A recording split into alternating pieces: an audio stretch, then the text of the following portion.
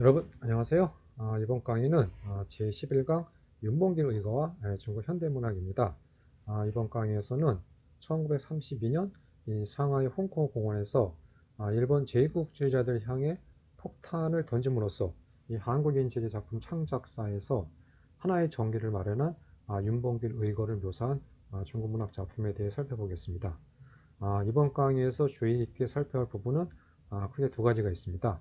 하나는 이 윤봉길 의거 전후 이 중국인이 보인 한국인에 대한 인식 변화를 확인하는 것이고요. 이 다른 하나는 윤봉길 의거를 묘사한 중국 현대문학 작품의 문학서적 의의와 그 특징 이해입니다. 그럼 먼저 이 윤봉길 의거에 대해 알아보도록 하겠습니다.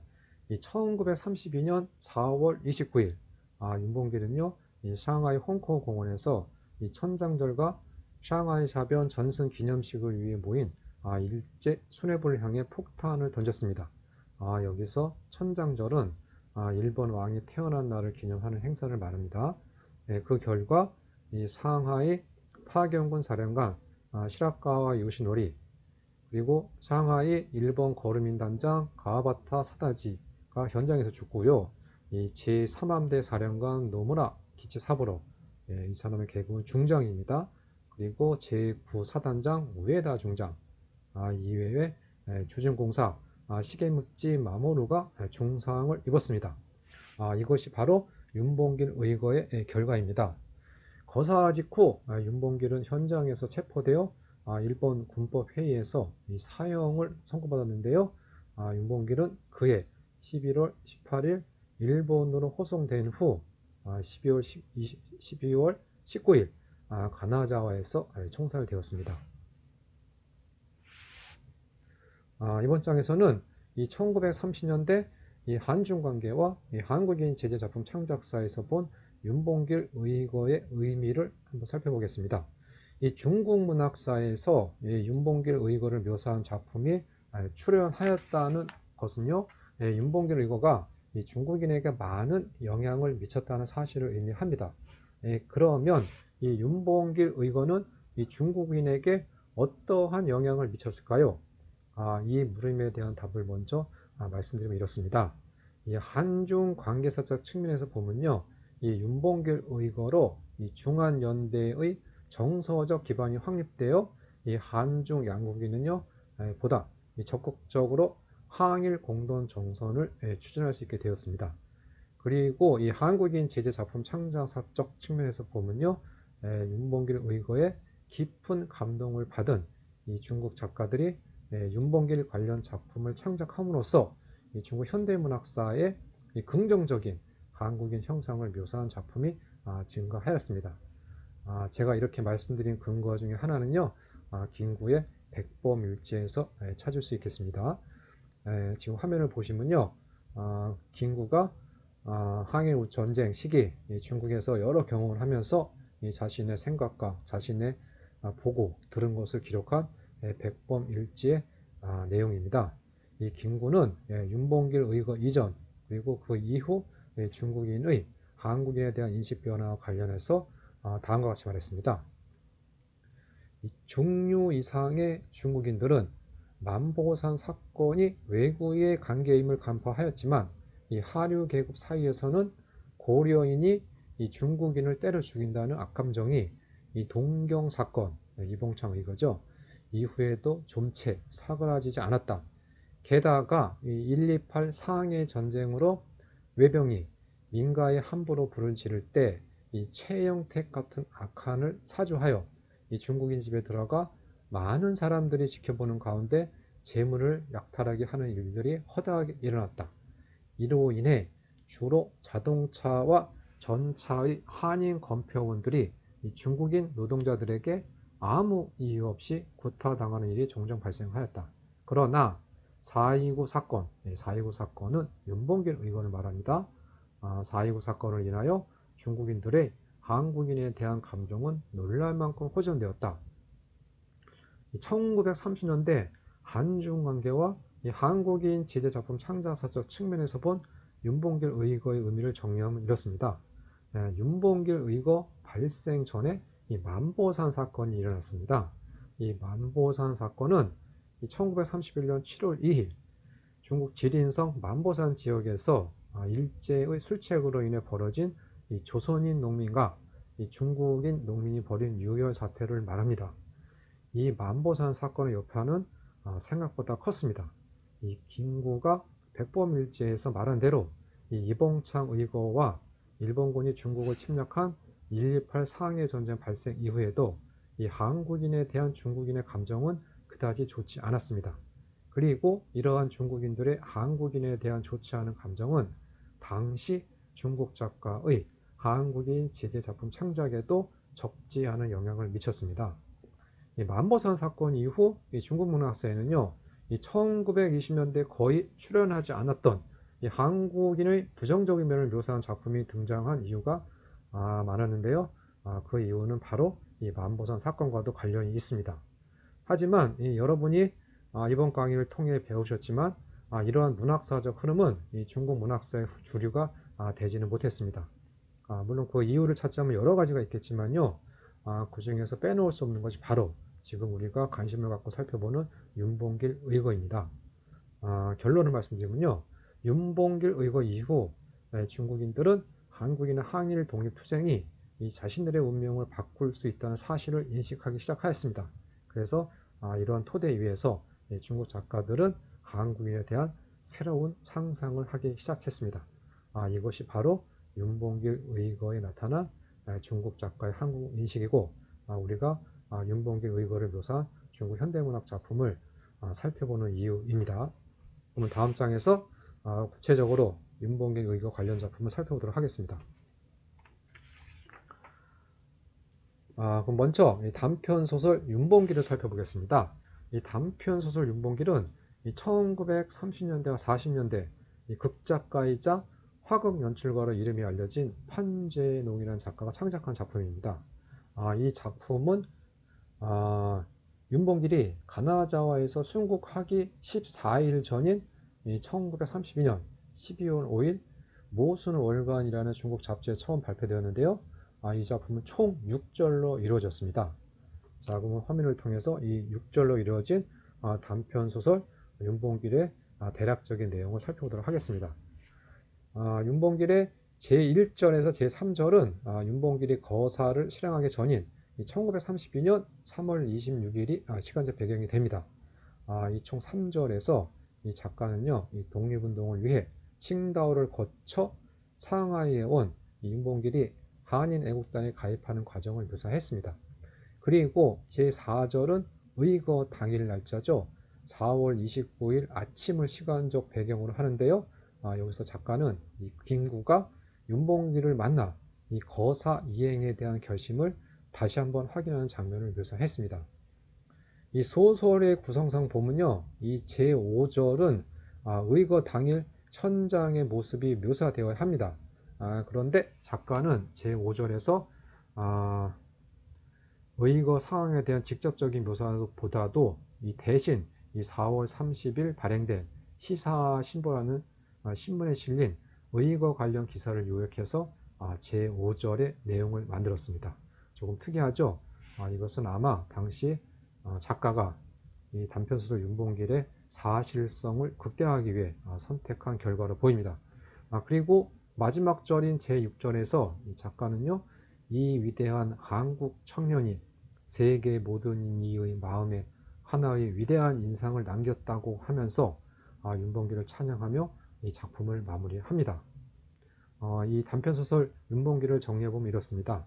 이 전체적으로 보았을 때 이 단편소설 윤봉길은요, 의거전 윤봉길의 모습을 집중 종영한 작품으로 이 작품에 묘사된 윤봉길의 행정은 대체로 보면 역사적 사실과 부합합니다. 하지만 그렇다고 이 소설이 역사 사실을 그대로 옮겨 놓은 것이냐 하면 그렇지 않습니다. 이 작가 판재농은요, 이 윤봉길이 조국을 위해 자신을 희생하고자 하는 결심의 근원과 그 과정을 어떻게 묘사할지에 대해 깊은 고민을 했습니다. 이 때문에 이 작가는 이 단편소설 윤봉길에서 의거를 맡기 전 윤봉길의 내면 심리와 윤봉길과 김구와의 관계에 대해서 작가 자신이 상상하였던 자신만의 답을 내려놓을 수 있었습니다.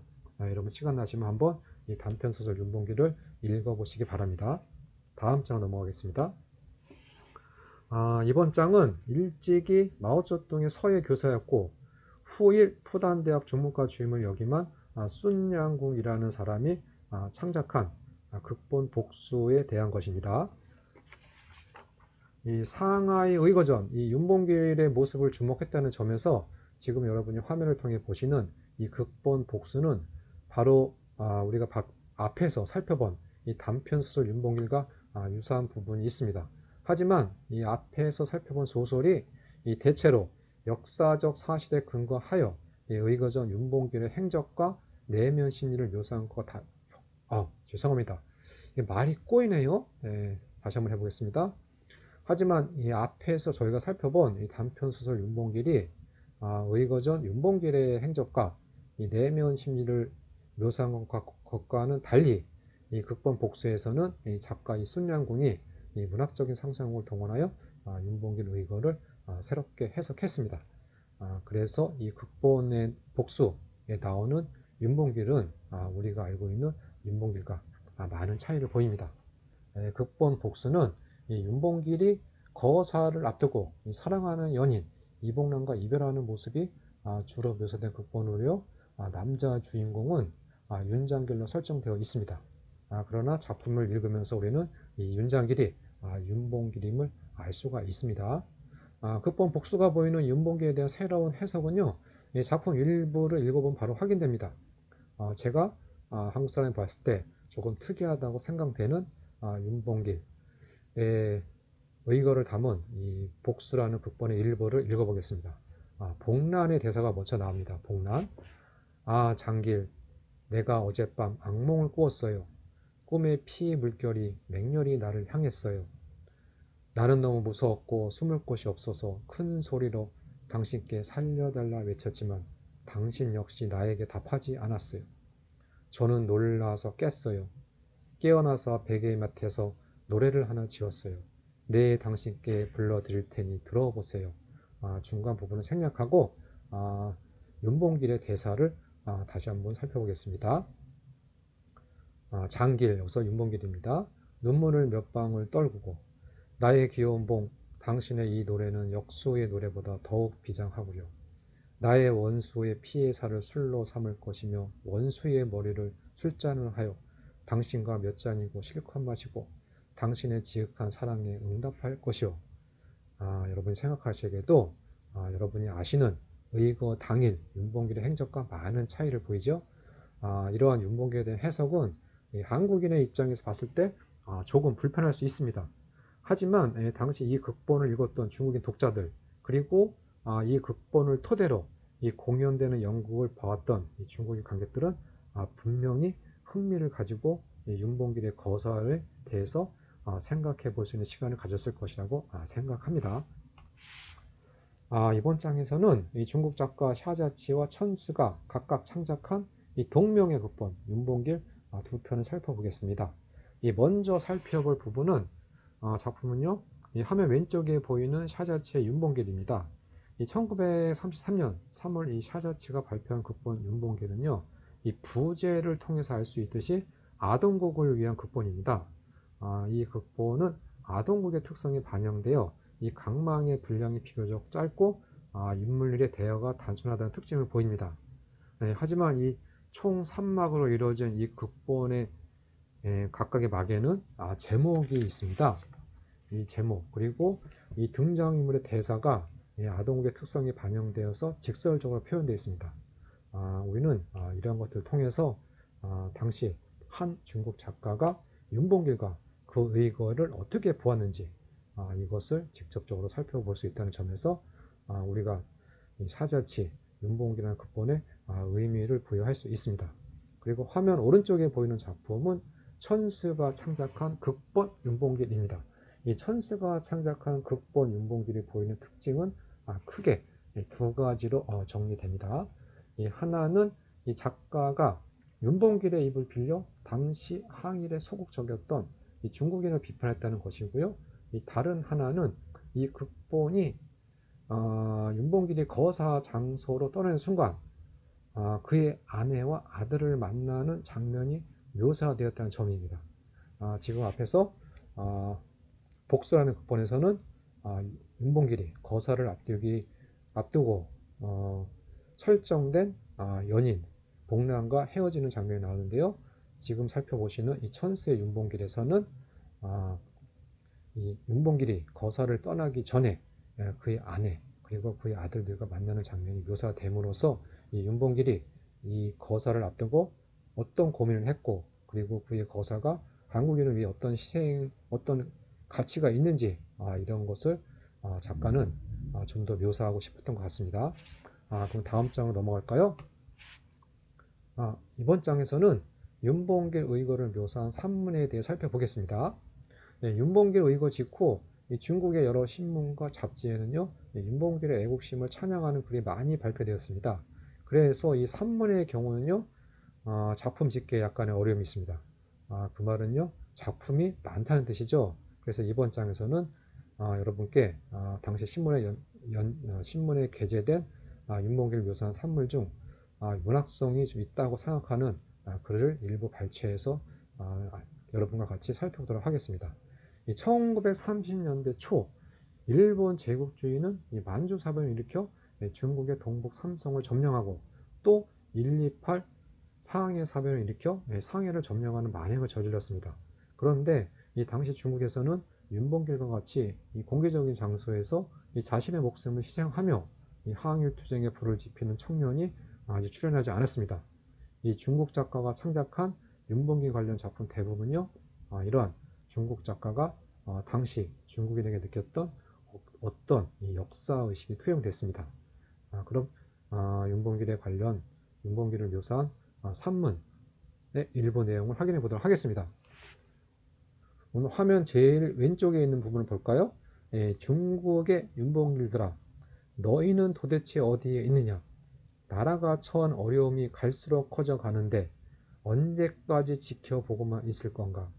더 이상 관망하지 말고 속히 들고 일어나 우리와 같이 전선에 서자. 이 말은 간핑이라는 작가가 중국의 윤봉길은 어디로 갔느냐에서 한 말입니다. 가운데 있는 작품이요. 진두라는 작가가 윤봉길을 통해 중국의 청년이 어떻게 죽어야 하는지를 이야기한 작품입니다. 그래서 이 작품의 제목은 윤봉길을 통해 청년은 어떻게 죽어야 하는지를 생각했다 라는 약간 비장한 제목이 있습니다. 한번 읽어볼까요? 폭탄을 투척하기 전 윤봉길은 이미 자신이 살아서 돌아가지 못하리라는 것을 알고 있었다고 하며 윤봉길의 의거를 높이 평가했습니다. 그리고 화면 오른쪽에 있는 글은요, 샤페이의 윤봉길이라는 작품인데요. 이 글에서 작가는 이 큰 중국의 동북 우영군의 고독한 저항 외에 관내에서는 윤봉길과 같은 일을 한 사람도 찾을 수 없구나 라고 하며 이 항일의 소극적인 이 중국인을 비판하고 윤봉길의 항일 정신을 높게 평가했습니다. 이 대체로 보면요, 이 윤봉길을 묘사한 산문은 이 만주 사변 이후 본격적으로 중국 침략에 나선 일본 제국주의 기탄 그리고 이에 맞서 싸운 윤봉길 찬양과 중국인의 각성을 촉구하는 경우가 많았습니다. 그러면 윤봉길을 묘사한 시를 보겠습니다. 현재까지 윤봉길을 묘사한 백화시는 모두 3수 정도가 발견되었습니다. 이번 장에서는 그중 중국 현대사에서 중요한 인물인 펑이상이 창작한 윤봉길을 바라보겠습니다. 윤봉길을 묘사한 중국 백화시에 나타난 윤봉길과 그 의거를 바라보는 시인의 정서는 대체로 산문과 유사합니다.